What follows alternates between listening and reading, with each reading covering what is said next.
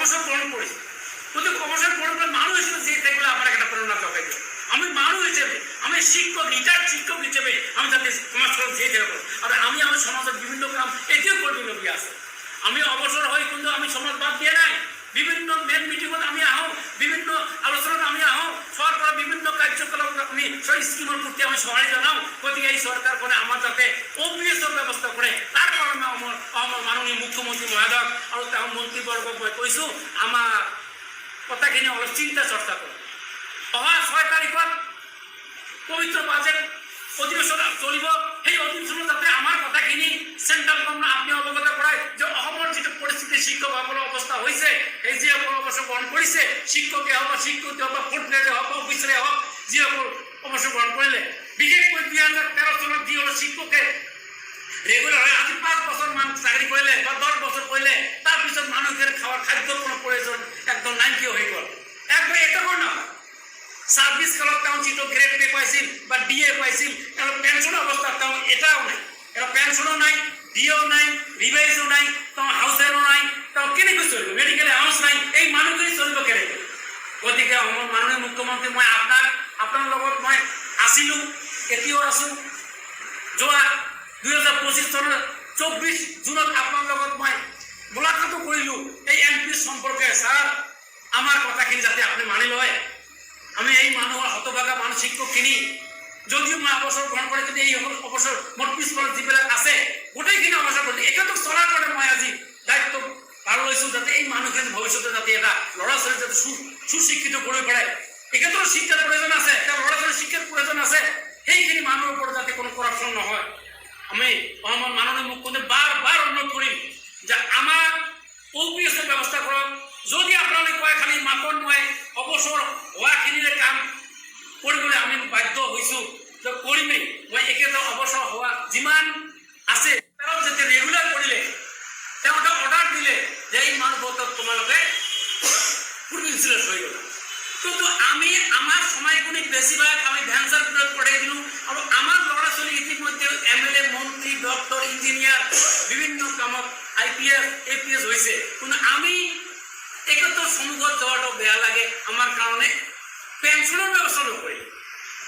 আমি এনে কি বেয়া কাম কৰিছোঁ সমাজত, সমাজখন গঢ়াৰ কাৰণে আমি নিয়োজিত ছিলো, সমাজত ল'ৰা ছোৱালীৰ কাৰণে আমি চিন্তা চৰ্চা কৰিছোঁ, সমাজত কিবা এটা দুৰ্ঘটনা হ'লে তাৰ কাৰণে শিক্ষকে মাত মাতি আছিল। গোটেই জীৱনটা আমি সমাজৰ সেৱা কৰিলোঁ, ল'ৰা ছোৱালীক মানুষ কৰিলোঁ, বিভিন্ন কাজত চৰকাৰৰ কথা মতে চলিলোঁ। এতিয়া আমাৰ ওপৰত চৰকাৰে ইমান এটা কৰাপশ্যন দিলে, শিক্ষকৰ ওপৰত ইমান এটা নিৰ্যাতিত আমাক কৰিলে, অৱহেলিত, লাঞ্ছিত, বঞ্চিত শিক্ষক যি কৰ্মচাৰী আছে আমাক। আৰু আমি এইটো জানো there is no other profession in the world more important to the society than that of a teacher. শিক্ষকতকৈ ডাঙৰ প্ৰফেশ্যন পৃথিৱীত একো হ'ব নোৱাৰে, মন্ত্ৰী হ'ব নোৱাৰে, কোনো অফিচাৰ হ'ব নোৱাৰে, একমাত্ৰ শিক্ষাৰ গুণৰ ওপৰত যিটো চৰকাৰে অৱহেলা কৰিছে, এইটো যাতে কোনো পৰ্যায় কৰিব নাপায়। আমি বাকী জীৱনটো যাতে আমি সুচাৰুৰূপে চলি পড়ক, আমি যাতে সকলে একে মঞ্চত থাকিব পাৰোঁ, এটা আইনত থাকিব পাৰোঁ। OPS আমাক অনতিকৰণ ব্যৱস্থা কৰিব লাগে। আমি OPS চৰকাৰক বিচাৰিছোঁ, আমি NPS বিচৰা নাই, আমি UPS বিচৰা নাই। আমি এটাই কথা, আমি চাকৰি কৰিছোঁ, অৱসৰ কৰিছোঁ, চৰকাৰৰ ৰুল মতে আমি 5 বছৰে কৰোঁ বা 10 বছৰে কৰোঁ, আমাৰ নিয়ম OPSটো লাগে।